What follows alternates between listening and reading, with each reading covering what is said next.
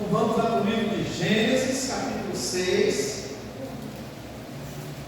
Nós vamos ler o verso 8 e o verso 9. Acharam aí, né? Gênesis 6, capítulo 8, Gênesis capítulo 6, o verso 8 e o verso 9, que diz assim: Noé, porém, achou graça aos olhos do Senhor. Estas são as gerações de Noé. Noé era homem justo e perfeito em suas gerações. Noé andava com Deus. Amém? Então eu vou ver. Baixe os seus olhos para a gente orar. Pai, em nome de Jesus, Deus, a filha já orou, mas nós queremos mais uma vez orar em agradecimento por estarmos aqui hoje, pelos livramentos que o Senhor já nos deu. Te agradeço, Deus, por ter me trazido até aqui nessa tarde, sem nenhum problema, sem nenhum acidente, sem nenhum incidente. Deus, muito obrigado, Senhor. Nessa noite que nós já começamos adorando ao Senhor com louvores lindos e maravilhosos, nós queremos também ouvir a Tua palavra e pedir, Deus, que o Senhor fale ao nosso coração nesta noite, Pai. Que o homem seja diminuído, mas que o Senhor, que o Teu nome seja engrandecido neste lugar. Que no final, Senhor, de ouvirmos a palavra do Senhor, que nós possamos sair daqui de maneira diferente, que nós possamos sair daqui transformados, que nós possamos sair daqui diferente da maneira que entramos. Pai, em nome de Jesus, eu peço ao Senhor que neste momento, que o Senhor faça bater em retirada todo sono, todo cansaço, toda fadiga, tudo que venha interferir, meu Deus, para que os teus filhos ouçam a tua palavra. Senhor, nós mandamos embora no nome de Jesus, Pai. Espírito Santo de Deus, nós te convidamos para que o Senhor fique à vontade no meio de nós, para que o Senhor faça conforme a tua vontade, o teu querer, e que tudo aqui seja para a honra e glória do teu nome. Assim nós oramos e te agradecemos, em nome de Jesus. Amém. Graças a Deus. Amém, queridos. Glória a Deus. Olha o que a palavra está falando. A palavra está falando que Noé, o que aconteceu? Deus criou o homem. O homem pecou, o homem errou, continuou pecando, e a palavra diz que Deus se arrependeu. Claro que é uma figura de linguagem isso, porque Deus não ia fazer o homem por engano, não ia errar fazendo o homem, mas nas versões que a gente tem, diz que Deus ele se arrependeu de fazer o homem. Então ele vai destruir o homem que ele fez. Mas quando ele olha para a humanidade e ele vê toda aquela perversidade, toda aquela corrupção, tudo que está acontecendo de errado, Deus encontra um homem e vê nesse homem graça. Deus se alegra no comportamento desse homem, Deus se alegra no testemunho desse homem e da sua família. Presta atenção que eles estão vivendo um tempo terrível, eles estão vivendo um tempo de muito pecado, de muita corrupção, de muita transgressão da vontade de Deus. Eles estão fazendo tudo que é errado, tudo aquilo que desagrada a Deus, o homem está fazendo, e está fazendo assim com muita vontade. Ele está entristecendo o coração de Deus, e é muito. Naquele tempo tinha muita promiscuidade, muito erro, muito pecado, muita falha. O homem tinha se corrompido, ele perdeu a essência de Deus. Ele agora é um homem pervertido. Por isso que ele faz tanta coisa errada.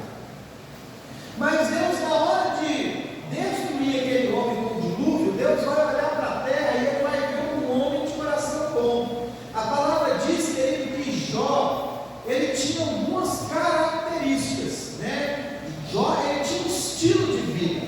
Jó não, Noé, Noé tinha um estilo de vida. Noé, ele era justo,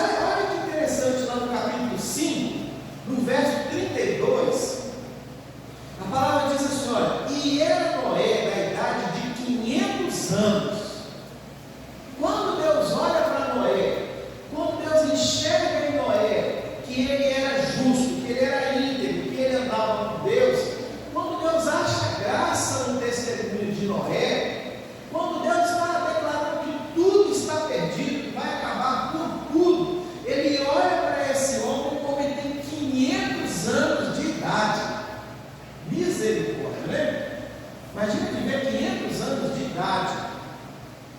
E Deus então acha esse homem, e lá no capítulo 9 ele diz assim: olha, no verso 8: Noé, porém, achou graça aos olhos do Senhor, e essas são as gerações de Noé. Noé era homem justo e perfeito em suas gerações. Noé andava com Deus.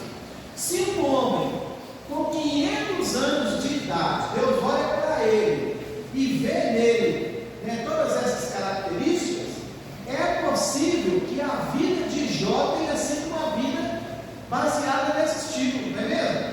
É possível que ele tenha andado o tempo todo com esse estilo de vida, de ser justo, de ser íntegro, de ser correto. É possível que ele tenha andado com Deus desde pequeno. Ele, né, diferente daquele povo lá, ele andava com Deus, ele tinha vida com Deus. E Deus então chama esse homem para construir uma arca. Para quê? Porque Deus vai dar salvação para Noé e para a sua família. Eu não sei se a família de Noé tinha o mesmo caráter de Noé. Eu creio que sim. Mas mesmo que não tivesse, Deus está honrando a vida da família de Noé por causa de Noé. Porque Noé, ele era justo, ele era íntegro e ele era homem de Deus. Ele andava com Deus. Então, mesmo que a família dele não fosse uma família que tivesse esses traços, né? Deus está honrando a família, e Deus então manda construir uma arca para que a família dele fosse salva no dia do dilúvio. Deus ia acabar com a humanidade, ia matar todo mundo. Ia não, ele fez, né? Mas Noé e a família de Noé seria salva. E é interessante que no capítulo 7, no verso 6, diz assim: olha, aí agora ele já construiu a Noé, já construiu a arca, ele já entrou com uma família dentro da arca, agora a chuva vem. Queridos, olha, nunca havia chovido, era a primeira chuva, nunca havia chovido. E aí no capítulo 7 vai dizer que Noé, ele entra com a sua família na arca. Quando Noé entra na sua família com a arca, o verso 6 diz assim: olha, e era Noé da idade de 600 anos, quando o dilúvio das águas veio sobre a terra. Quantos anos que Noé tinha quando Deus falou com ele? 500 anos. Agora a chuva veio, a arca está pronta, ele entrou com a família, agora ele tem 600 anos. Imagina que no dia que Deus falou com ele, até o dia do dilúvio, passou-se 100 anos. 100 anos. Noé construindo aquela arca. 100 anos de bom testemunho. 100 anos de vida íntegra.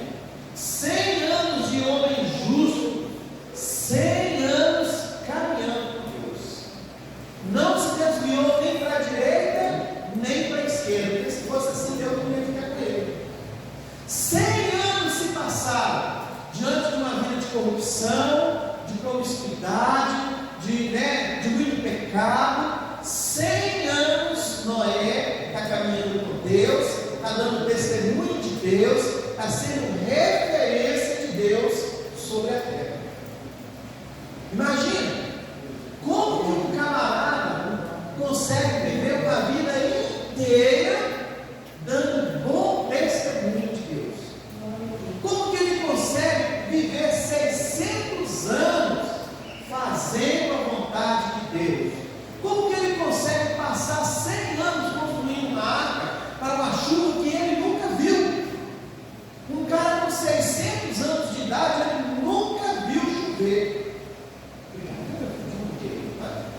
600 anos de idade, ele nunca viu chover.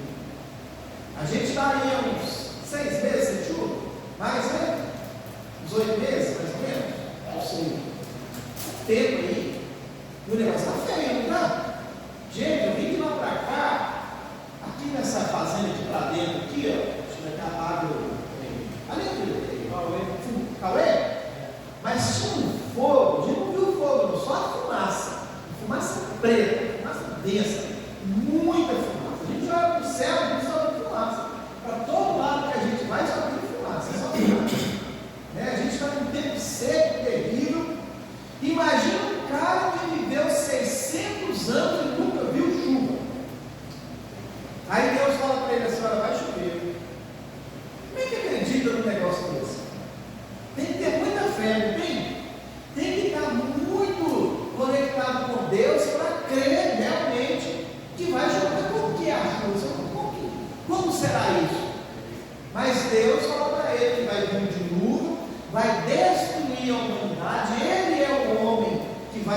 construir a arca, vai salvar a família dele. Mas enquanto ele constrói a arca, vai acontecendo algumas coisas. Por quê? Ele permanece na fé, ele permanece na esperança, ele permanece no testemunho e mais. Se mais alguém quisesse entrar para dentro da arca, certamente ele iria permitir. Se ele encontrasse alguém disposto a entrar naquela arca, certamente ele iria permitir. Porque o plano de Deus naquela arca era salvar, trazer salvação para as pessoas. Quem quisesse entrar, certamente iria entrar. Então, o testemunho de Noé, a confiança de Noé em Deus, a perseverança de Noé na caminhada, é algo assim, tremendo, espetacular. Coisa que talvez nós não conseguiríamos fazer, principalmente vivendo num mundo de tanta promiscuidade, de tanto pecado, de tanta coisa ruim. A palavra diz que no final dos tempos, nós iríamos viver tempos iguais aos tempos de Noé. Eu não sei se você já percebeu, mas a gente está vivendo esse tempo. E olha, não se espante se piorar. Não se espante, porque vai piorar. Com certeza vai ter. A gente ouve as pessoas falando, de muitas coisas que vai acontecer aí. Eu não sei se você tem reparado nos pregadores. Eu ouço muita pregação de várias pessoas. E a maioria dos pregadores na internet, eles falam no final dos tempos.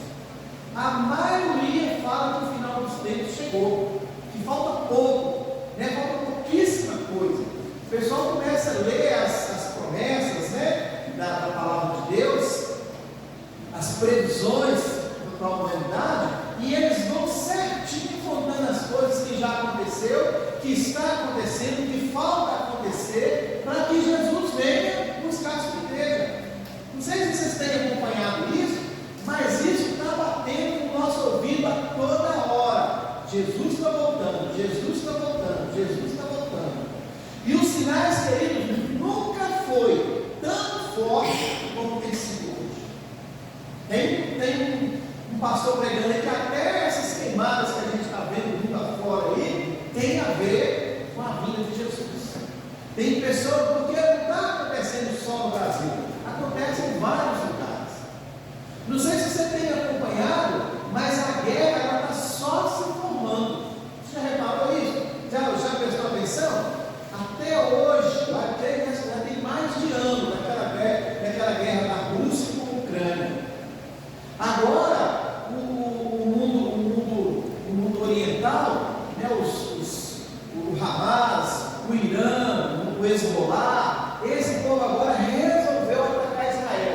E aí Israel contra-ataca. É muita morte, é muita destruição, é muita coisa ruim. E aí, queridos, vai se montando um cenário de que os reinos, as nações, elas vão começar a tomar partido nessas intervenções, nessas guerras. Você imagina que se o negócio piorar, se o Hezbollah continuar atacando, se Israel continuar recebendo esses ataques, os Estados Unidos vão entrar para apoiar Israel. Se os Estados Unidos entram para apoiar Israel, a Rússia, a China, eles vão entrar para apoiar os palestinos. Imagina que guerra que vai formar. Você acha que o Brasil vai ficar fora disso? Porque o Brasil hoje é um apoiador de Rússia, apoiador de China, desses países comunistas aí. Você acha que o Brasil vai ficar fora? O Brasil vai entrar para Israel também. Outros países na nossa região, perto de nós estamos caminhando, querido, para a terceira guerra mundial, e isso não está longe de acontecer. Não está muito longe, não. Está tudo aí. A China tem um país pequenininho lá, eu esqueci o nome agora, um país que exporta, fugiu o nome do país, mas a China a qualquer hora vai invadir esse país como a Rússia fez com a Ucrânia. Então, querido, o cenário está pronto. Só falta acontecer. Você tem o anticristo já é um homem adulto? Não tem não. E a gente olhando para o cenário, a gente consegue perceber alguns, queridos. E olha, para chegar lá é muito fácil. É muito fácil. Vocês têm visto essa campanha política de São Paulo? A luta como é que está sendo? Vocês têm visto o Paulo Marçal? Gente, o camarada daquele passando anticristo é assim, ó. Tem poder, tem dinheiro. Não estou falando que ele é não, tá? Mas, né, para chegar lá, não custa nada não. Cara, é inteligente. Vocês já viram o discurso dele? Inteligentíssimo. Inteligentíssimo. Chega lá rapidinho. Um cara igual esse Elon Musk aí, chega rapidinho. Donald Trump chega rapidinho. Qualquer um deles pode ser. Bolsonaro pode ser. Qualquer um pode ser, querido. E chega rápido. Mais rápido do que a gente imagina. Para que se comece, querido, a grande tribulação, para que tudo aconteça, só precisa de um caos. O caos está praticamente formado.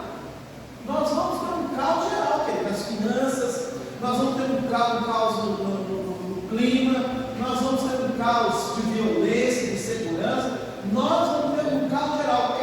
Esse tempo de Noé, ele já começou na nossa vida e ele vai se intensificar. Vai ficar terrível a nossa vida na terra. Nós vamos sofrer. E os crentes, então, queridos, esses vão sofrer com força. Olha, essa semana, não sei se vocês viram, mas foi aí derrubado um X na nossa nação. Quem de vocês duvida que vai acontecer com o WhatsApp, com o Facebook, com o Instagram? Claro que vai, querido. O X é só um experimento. É claro que vai. Claro que vai acontecer. Tirou-se o X e não aconteceu nada. Ninguém abre a boca. Ninguém fala nada. Ninguém faz nada. Você duvida que vai acontecer com o restante? Você duvida, querido, que não vai demorar, vai levantar alguém contra a igreja? É claro que não, querido. É claro que não. Nós estamos caminhando para isso na nossa nação. E os nossos olhos precisam estar abertos, atentos, porque todos esses sinais apontam para a vinda de Jesus. O Senhor fala, Mateus capítulo 24, o Senhor fala sobre todos esses sinais que ele viria buscar a sua igreja. Vai chegar um momento, querido, que nós vamos ser arrebatados.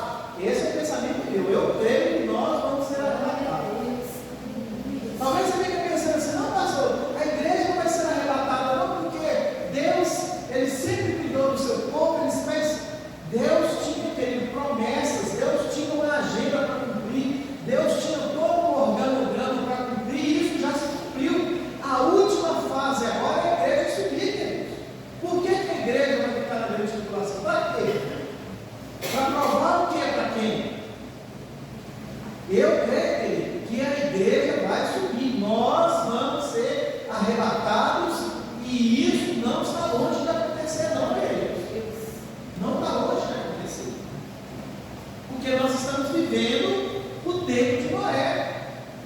Mas não é só Noé, queridos, que tem esse caráter. Ao longo da palavra, nós vamos ver outras pessoas que têm esse caráter e que é usado por Deus. Nós vamos ver, por exemplo, Jó. Jó, no capítulo 8, quando Deus vai falar para Satanás, ele fala assim: olha lá, meu filho Jó, ele é íntegro, reto, temente a Deus e se desvia, não, as mesmas características de Noé. Íntegro, reto, temente a Deus e se desvia do mal.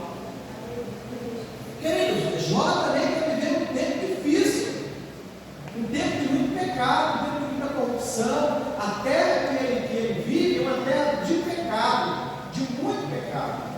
Mas ele se mantém íntegro, reto, temente a Deus, e mais, ele se desvia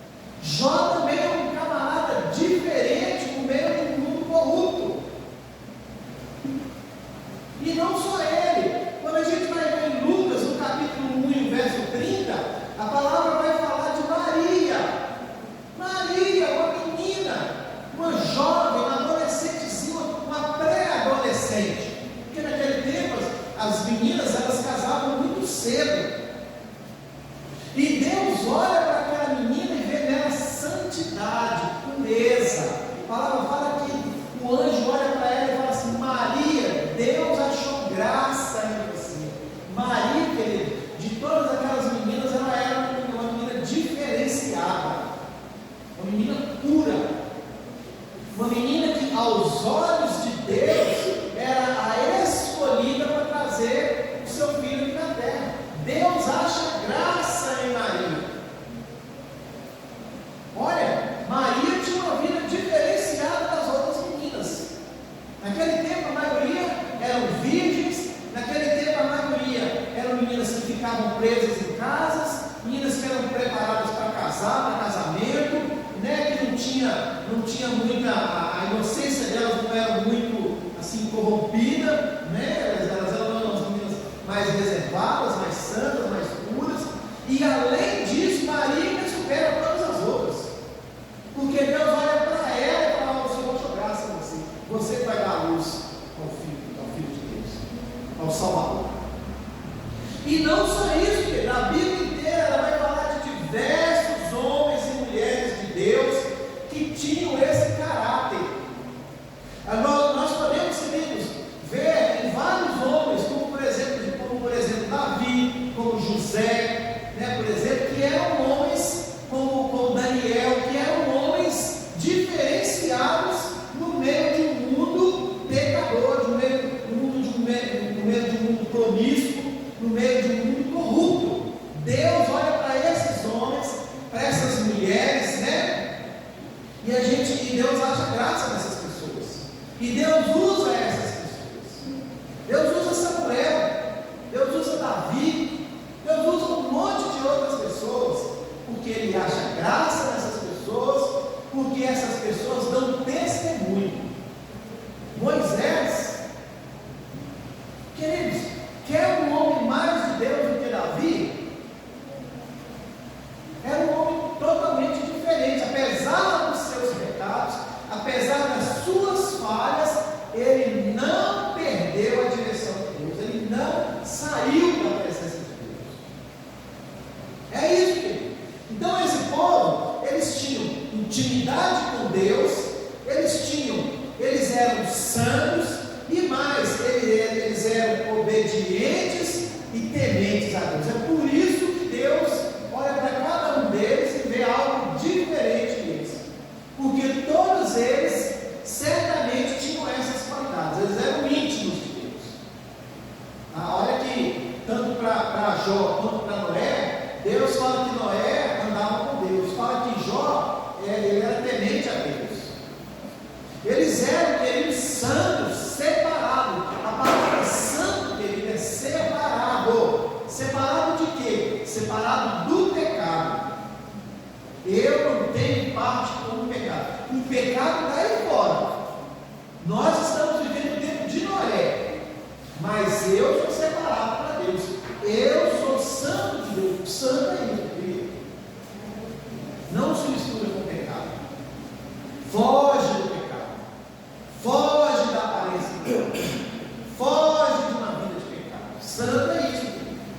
E eles eram obedientes e tementes a Deus. Como, querido, que nós podemos ser obedientes e tementes a Deus? Através da palavra de Deus, fazendo o que agrada a Deus, alegrando o coração de Deus. É fácil? Nunca. Não é fácil. Mas é possível a gente tentar. É possível que a gente queira fazer isso. Então Deus ele olha para todo esse povo e ele acha graça. Esse povo alegra o coração de Deus. Mas a pergunta que eu quero fazer para vocês, que diante de tudo isso que eu falei, é: e hoje? Como é a vida do crente? Hoje, nesse tempo que nós estamos vivendo, de muita corrupção, de muita violência, de muita promiscuidade, de muito pecado, como que tem sido a vida do crente nesses dias? Será que Deus olha para nós e Ele vê graça em nós? Será? Será que nós temos essas características daquele povo? Temos intimidade com Deus? Será que nós somos santos diante de Deus? Será que nós somos obedientes e tementes a Deus? Será? Eu creio que não. Eu penso que não. A palavra faz uma pergunta, né? Será que na vinda do Filho do Homem achará possa levar? Achará santo aqui, achará homem de Deus, achará homem que tem fé, pessoas que têm fé, achará algum escolhido? Será que nesse tempo, nós como crentes, nós temos sempre sido a alegria do coração de Deus? Será que Deus pode olhar para nós, para olha lá meu filho, olha lá minha filha, homem de Deus, mulher de Deus, temente, se desvia do mal, anda com Deus? Será que, queridos, eu pensando nessa palavra, eu achei 4 tipos de crente que nós somos hoje. Não é claro que eu estou falando de um modo geral, né? Claro que tem suas particularidades, é claro que tem esses crentes aqui da antiguidade, eu creio que tem, mas de um modo geral, o crente de hoje é um crente terrível. E o primeiro crente que eu encontrei é o crente pirata. Sabe o que é o crente pirata? Sabe o que é pirata? Aquele negócio que parece, mas não é? Né? Já viu? Quando você vai comprar aquele tênis, ele não é o tênis original, né? A gente vê esse tênis aí, mas ele é parecidíssimo, ele é igualzinho. Ele é um tênis pirata, chamado de pirata. Então hoje, nós olhamos para o crente, nós vemos um crente pirata, um crente, né, que parece, ele parece crente, mas ele originalmente ele não é crente. Lá em Mateus, no capítulo 13, nós vamos ler do 24 a 30, e nós vamos entender quem é esse crente, como que é esse crente. Mateus capítulo 13, nós vamos ler do 24 ao 30, que diz assim, acharam aí?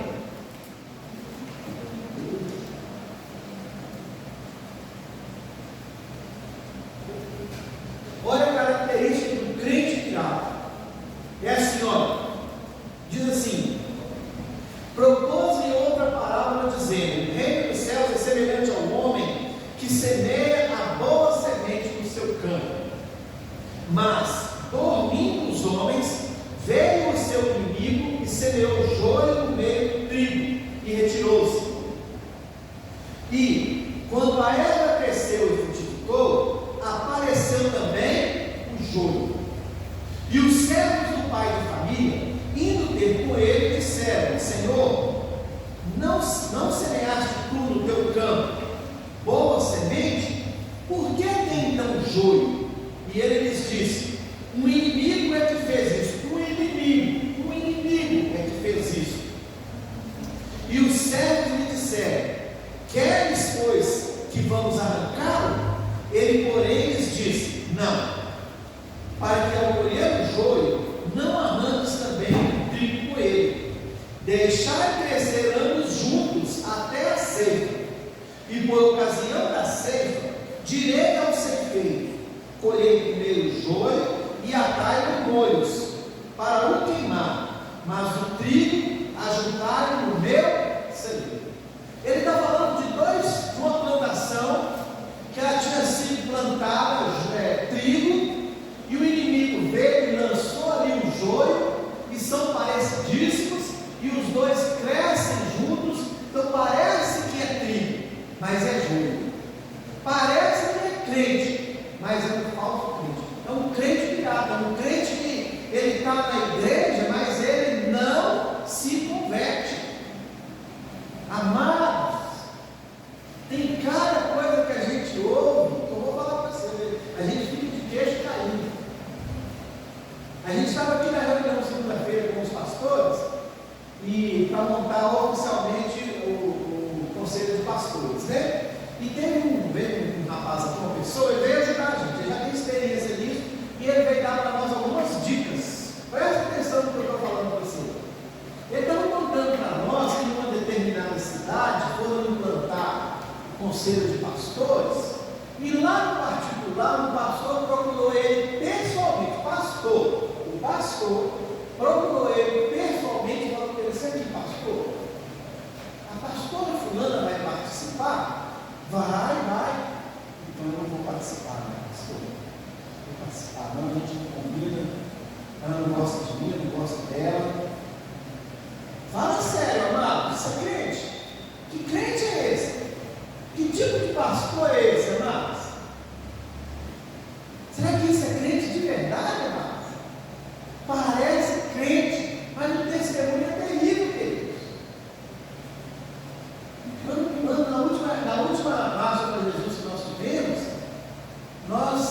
faltou duas igrejas participar com a gente. Sabe por quê, querido? Porque o prefeito tinha oferecido alguma coisa para as igrejas deles e o prefeito não cumpriu, então eles estavam chateados com o prefeito, não ia estar, não poderia estar onde o prefeito estivesse. Você é crente, amor? Fala sério, crente? Será?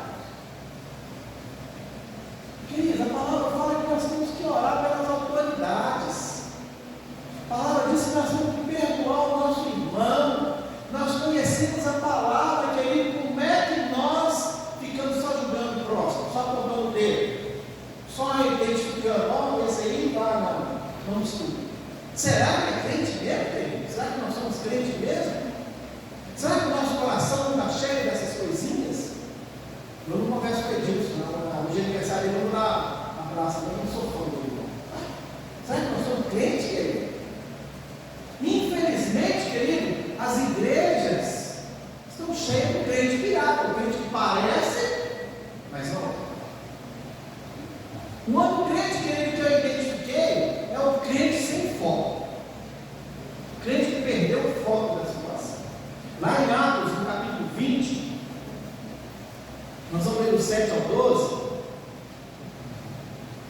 nós vamos ver um crente que ele estava dentro da igreja, mas ele estava totalmente desfocado do que estava acontecendo.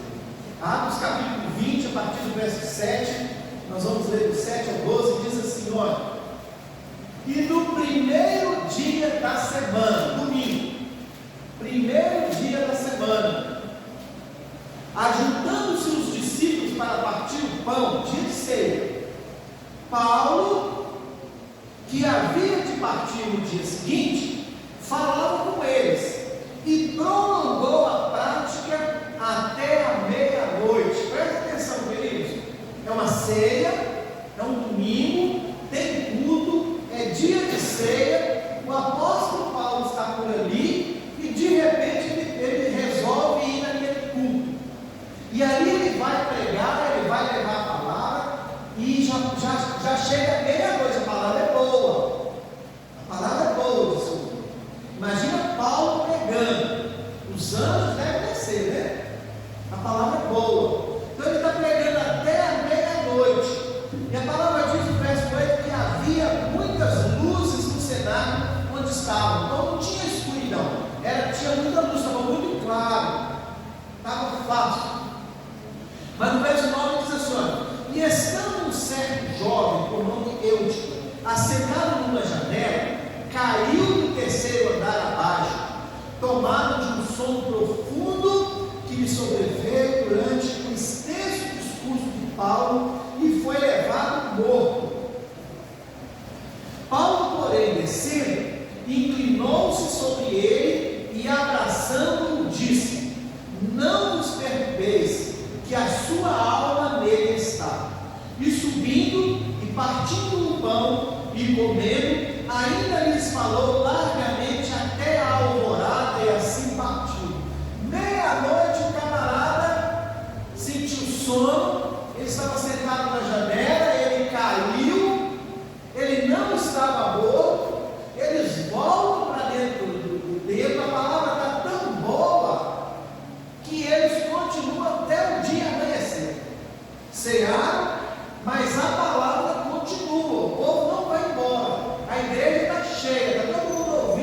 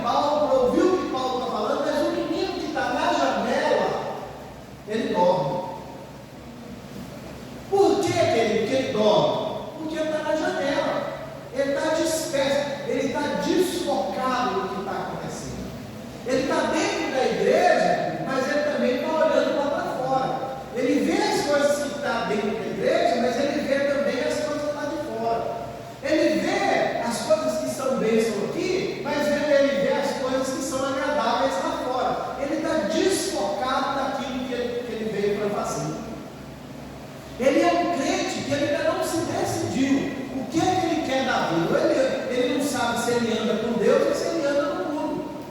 Por isso que ele está em cima do muro, dentro da janela. E uma outra coisa, quem está em cima, quem está na janela, a tendência é cair para fora. É o que aconteceu com ele. Ele caiu, e ele cai e ele está como morto. Está lá fora agora. Como morto. Saiu de dentro do templo, não está mais ouvindo a palavra não está mais interessante, mesmo que seja Paulo pregando, a palavra não tem mais interesse na vida dele, porque ele está com o olho lá fora. As coisas lá de fora estão chamando mais a atenção, o ouvido dele parece que ficou bloqueado, e agora a atenção dele, o foco dele está, por isso ele cai. Quem fica focado, querido, nas coisas lá de fora, certamente não vai permanecer na presença do Senhor. Quem perde o foco do Senhor, quem perde a referência de Deus, a tendência é cair, querido. Quantas pessoas nós conhecemos que saiu da presença de Deus porque perdeu o foco? Porque olha para a igreja e só vê os defeitos, só vê os irmãos que fazem coisa errada. Você já reparou que as pessoas elas têm uma tendência muito grande de ver só o que está errado?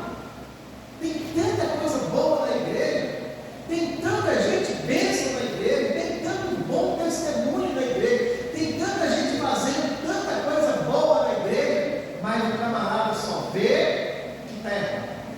Ele perde o foco. Você já viu a historinha do rapaz que ia sair da igreja? Ele veio lamentar para o pastor que ele ia embora, porque ele na igreja não dava mais para ele ficar, o testemunho do pessoal era ruim, né? Ele não estava agradando, ele estava chateado com um monte de coisa, e o pastor falou que o pastor pegou um copo de água, encheu um copo de água, colocou na mão dele e falou com ele: dá uma volta na igreja e volta aqui que nós vamos conversar. E aí ele foi, deu uma volta na igreja e ele voltou com aquele copo de água, e o pastor perguntou para ele assim: pingou alguma coisa no chão? Não. Por que não pingou? Porque eu fiquei observando para não cair. E aí o pastor falou para ele: o que está acontecendo é isso. Se você olhar para Cristo, você não vai ver o problema dos outros. Queridos, a igreja está cheia de pessoas que perderam o foco de Cristo, que quer ver tudo. Estou falando da igreja de um modo geral, que vê tudo, mas não vê Jesus. Ouve de tudo, mas não ouve a palavra. Quando sai da igreja, o coração está cheio de, só viu coisa errada, só ficou prestando atenção nos erros, nas falhas, no pecado do irmão, no erro do irmão, mas aquilo que o Senhor está falando, não prestou atenção. Subiu na janela e caiu, ficou como morto. Não está morto, mas está como morto. Porque às vezes nós chamamos de desviado, saiu da presença do Senhor. Então eu consegui ver que existe dentro da igreja um crente sem foco. Uma outra coisa, querido, que eu vi, o crente que está perdido dentro da igreja. Olha lá em Lucas, no capítulo 15. Lucas, no capítulo 15, do verso 8 ao 10, que diz assim: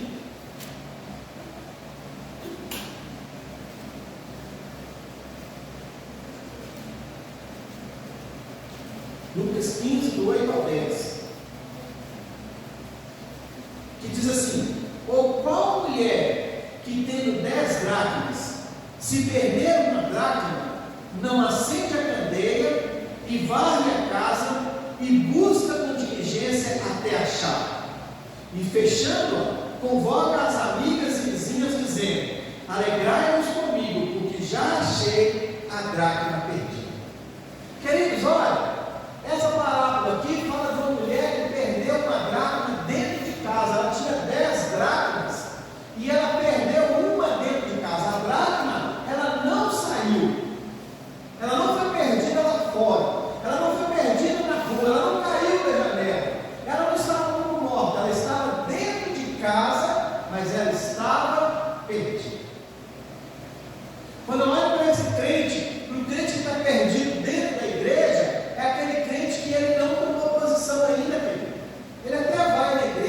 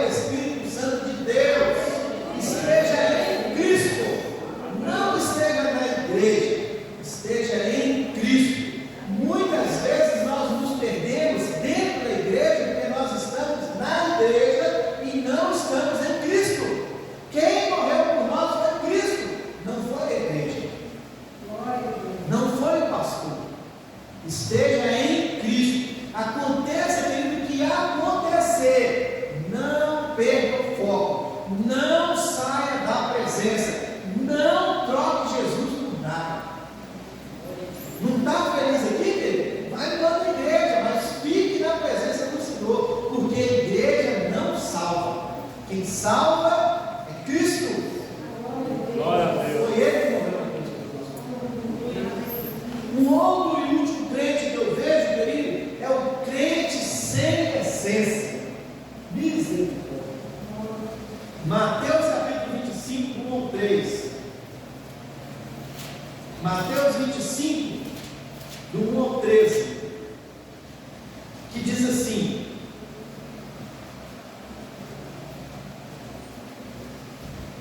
tem Mateus 25 na sua Bíblia? Não, eu estou em Lucas, eu não entendi. Aí não tem mesmo. Mateus 25, do 1 ao 13, diz assim: olha, então o reino dos céus será semelhante a 10 virgens que, tomando as suas lâmpadas, saíram ao encontro do esposo. As virgens aqui representam a igreja, amados. As loucas, não, 5 delas eram prudentes e 5 loucas. As loucas, tomando as suas lâmpadas, não levaram azeite consigo. Os crentes responsáveis, crente que, só pensa no agora, ele não pensa futuramente, ele não imagina, que lá na frente ele pode cair, que ele pode errar, na vida que ele está continuando, que ele está levando, que ele pode planejar. As loucas, tomando as suas lâmpadas, não levaram azeite consigo, mas as prudentes levaram azeite em suas vasilhas com as suas lâmpadas. E tardando o esposo, todos que beijaram todas e adormeceram. Mas à meia-noite ouviu-se um clamor.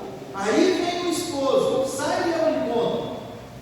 Então todas aquelas virgens se levantaram e prepararam as suas lâmpadas. E as loucas disseram às prudentes: dai-nos do vosso azeite, porque as nossas lâmpadas se apagam. Mas as prudentes responderam, dizendo: não seja acaso que nos falte a nós e a vós, e diante aos que vendem e comprai para vós.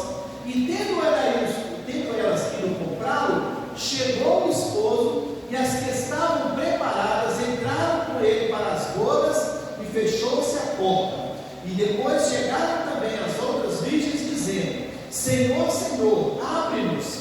E ele respondendo disse: em verdade vos digo que não vos conheço. Vigiai, pois, porque não sabeis o dia nem a hora em que o Filho do Homem há de vir. Olha, querido,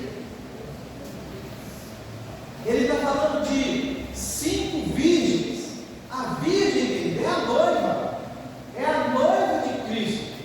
Uma parte das virgens tinha azeite, a outra parte eram pessoas que não tinham inconsequentes, que estavam ali por estar.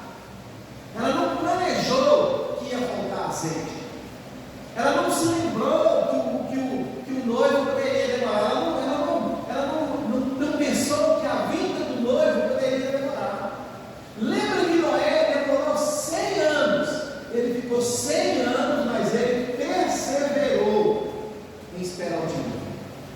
Mas as noivas não, elas estão sem o azeite, elas não levaram azeite suficiente, as lamparinas estão se apagando, elas não têm como repor o azeite, o noivo demora, mas quando o noivo vem, ele vai levar as noivas que estão com a sua essência, com o seu azeite, ela está cheia, ela está pronta, ela está preparada, ela está apta para a volta do Senhor Jesus.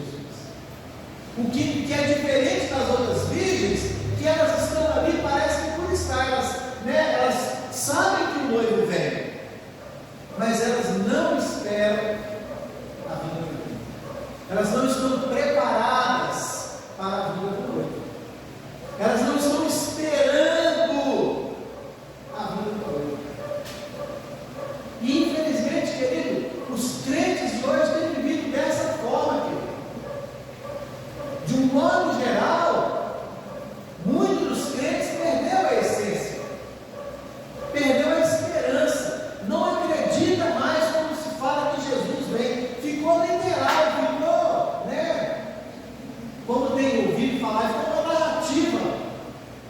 Eu já ouvi isso desde pequeno. Imagina que Noé passou 600 anos sem ver chuva, mas quando Deus fala que vai chover, ele crê que vai chover, ele espera a chuva, ele faz a arca e ele entra para a arca com a sua família, porque ele creu na palavra do Senhor. Mas o crente de hoje, querido, nós estamos falando para ele: Jesus está voltando, mas ele não pega a palavra, Não acredita. ele não crê. Desculpa, não crê. Não crê. Todo mundo está ouvindo que o Senhor vai voltar, mas o crente, muitos deles, perdeu a essência.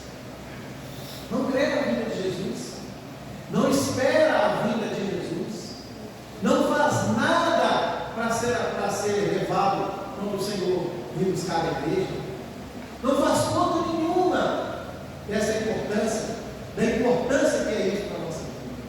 Você imagina, querido, se Jesus voltar agora, quantos crentes vão ficar para trás? Quantos crentes que perderam a essência? Que perdeu o foco? Que vive como crente que parece crente, mas que não é crente? Crente que está perdido. Imagina quantos vão ficar. E olha, querido, se ficar, creia uma coisa: se hoje está difícil, muito mais vai ficar. Terrivelmente vai ficar pior. Apocalipse, o tempo todo ele fala para nós das coisas que vão acontecer no tempo da grande tribulação. Então agora, queridos, olha, o nosso foco, o nosso alvo, o crente, ele precisa estar com os olhos abertos, com o ouvido aberto, e ele precisa estar focado no Senhor. É tempo de focar no Senhor, porque Ele é o nosso grande prêmio, Ele é a nossa salvação. Tudo que nós esperamos é a vinda do Senhor Jesus. Para que nós esperamos a vinda do Senhor Jesus? Para morar na eternidade com o Senhor. Lá em Apocalipse, querido, no capítulo 3, do verso 7 ao 17, diz assim: olha, abre aí Apocalipse no capítulo 3, do verso 7 ao 13, diz assim: olha,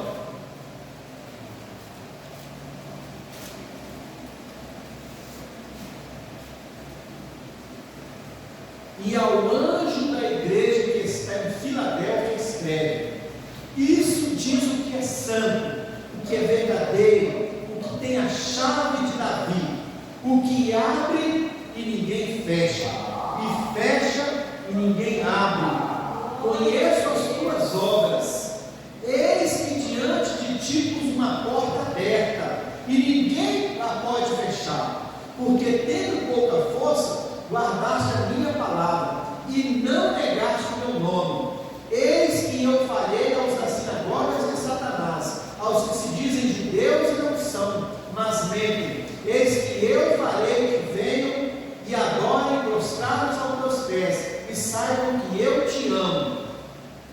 Como guardaste a palavra na minha paciência, também eu te guardarei da hora da tentação que há de vir sobre todo o mundo, para tentar os que habitam na terra. Tem uma promessa, querido, de Deus nesse texto para nós, de que a igreja não vai passar pela tribulação, amado. Mas no verso 11 ele diz assim: olha, eis que venho sem demora, guarda o que tens, para que ninguém tome a sua coroa. O que é que nós temos nesse momento? A esperança da vinda de Jesus Cristo, a esperança da salvação em Jesus Cristo, a esperança da vinda dele de buscar a sua noiva. No verso 12 ele diz assim: olha, a quem vencer, a quem fazer igual Noé, acreditar até o fim, perseverar até o fim, ficar atento, ficar de olhos abertos, ficar de ouvidos abertos, a quem perseverar, a quem vencer,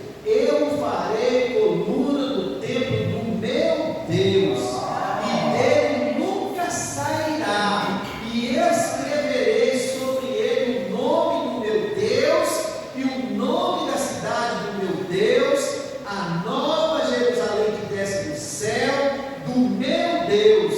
também o meu novo nome.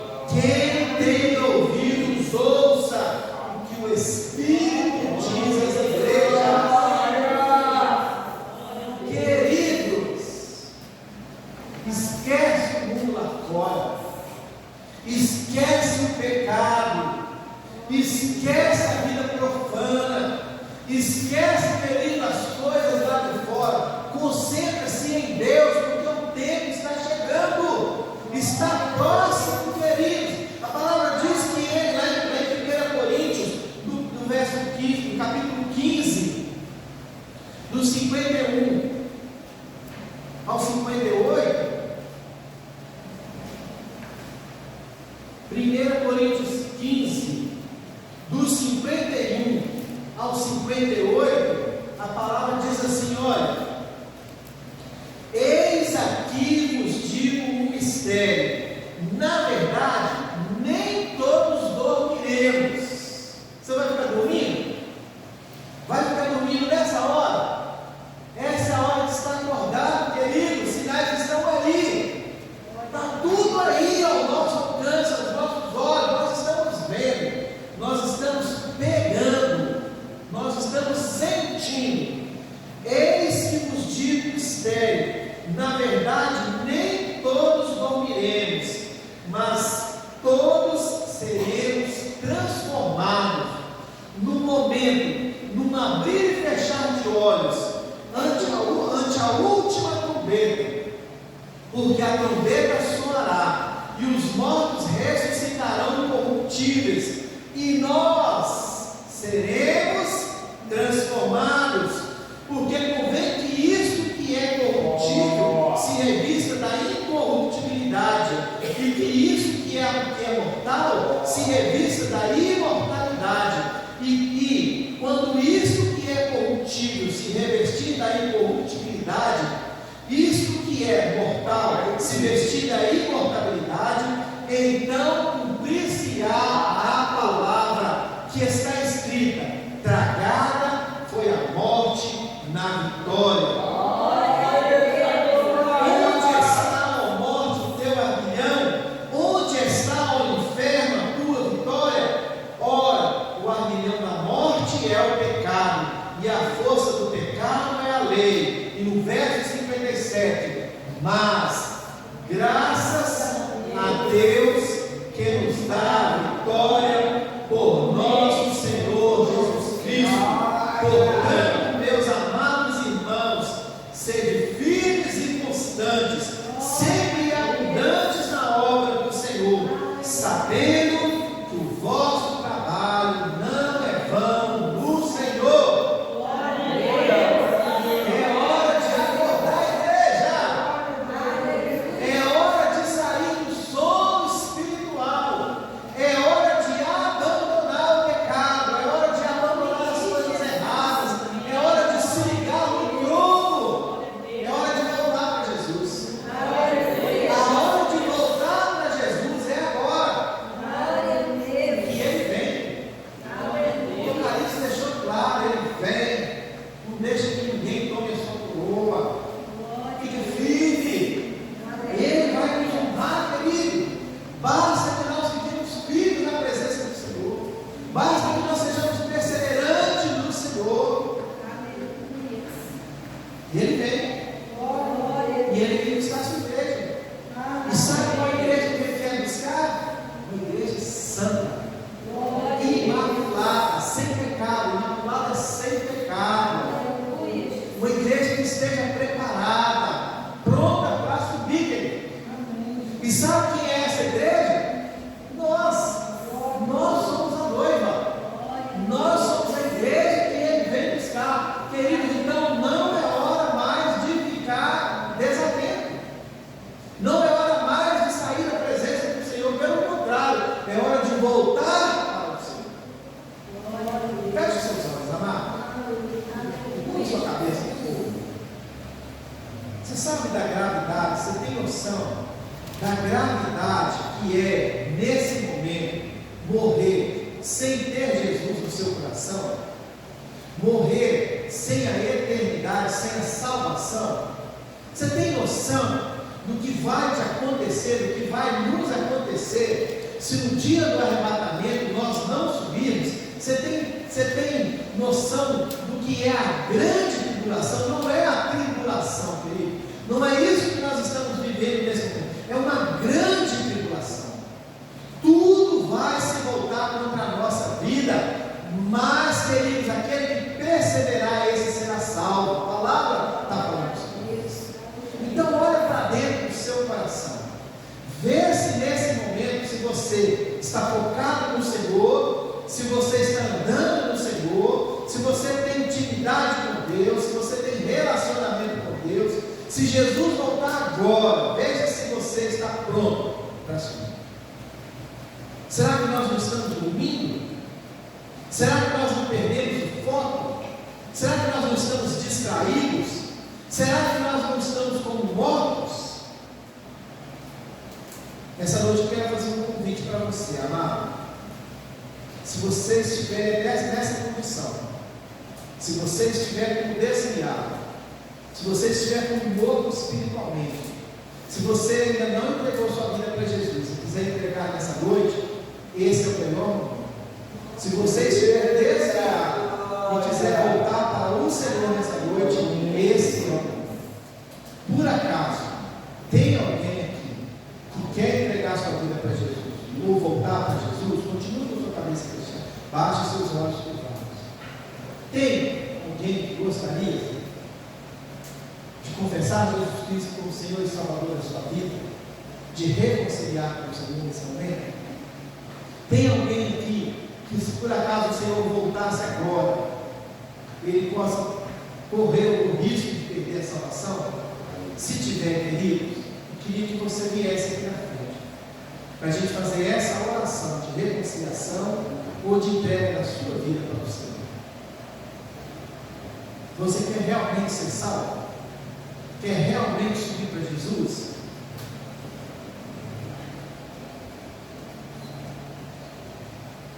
Amém?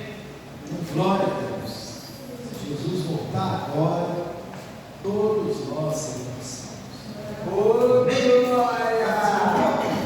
O Senhor diz assim: olha, porque eu recebi do Senhor o que também vos ensinei, que o Senhor Jesus, na noite em que foi traído, tomou o pão e, tendo dado graças a partir, disse: tomai, comei, isto é o meu corpo repartido por vós. Fazer isso em memória de mim. Semelhante também, depois de ceiar, tomou o cálice, dizendo: este cálice é o Novo Testamento do meu sangue. Fazer isso todas as vezes que beberdes em memória de mim. Porque todas as vezes que comerdes este pão e beberdes este cálice, anunciais a morte do Senhor até que Ele venha. E Ele vem, amado. E Ele vem. E Ele virá. E Ele vem buscar a mim e a você. Ele vem buscar a sua igreja. Igreja santa, uma igreja pura, uma igreja sem pecado, uma igreja que tem foco no Senhor, que está esperando a volta do Senhor. Ele vem. Pai, muito obrigado. É em memória de tudo que o Senhor viveu, de tudo que o Senhor sofreu. É em memória de tudo que o Senhor profetizou sobre a nossa vida. É em memória de tudo que o Senhor falou que vai acontecer na nossa vida. Em memória de tudo isso, Pai. Em memória, Deus, do teu sangue derramado na cruz. Em memória, Deus, do teu corpo sacrificado naquela cruz. Em memória, Pai, do teu sacrifício.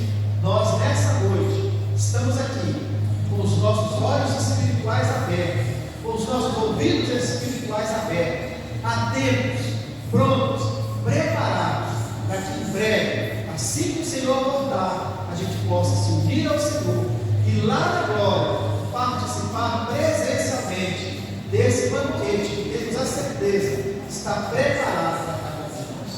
Por isso, nesta noite, Pai, nós concordamos, nós abrimos a nossa boca para declarar que o Senhor pode vir, porque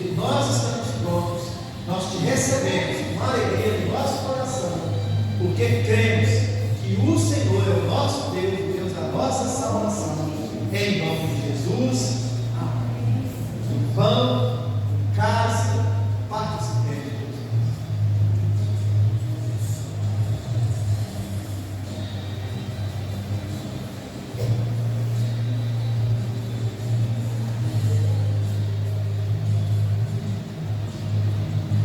Deus, muito obrigado por esse momento, Senhor. Obrigado, Deus, por tua graça, Senhor. Obrigado, Deus, por olhar para nós, achar graça diante de nós. Se alegrar, meu Deus, com o nosso testemunho. Se alegrar com a nossa vida. Deus, muito obrigado. Que o Senhor, Deus, nos leve nesse momento de volta para casa. Parado, protegido, guardado pela tua mão poderosa. Tira, Senhor, do nosso caminho tudo mal, tudo que não presta. Tira, Deus, tudo que possa nos desviar da presença do Senhor. Meu Deus, em nome de Jesus, nos leve diretamente para a nossa casa, com segurança, com alegria, com paz no Senhor. Deus, nos dê, Senhor, um sono tranquilo, uma noite de sono abençoada, uma semana abençoada. Pai, em nome de Jesus. E no mais, irmãos, que o amor de Deus, o nosso Pai, que a graça salvadora do Senhor Jesus Cristo e a doce comunhão e consolação do Espírito Santo seja com cada um de nós e com todo o povo de Deus espalhado sobre a face dessa terra, hoje, agora e para sempre. Amém, amém, amém. Nosso texto de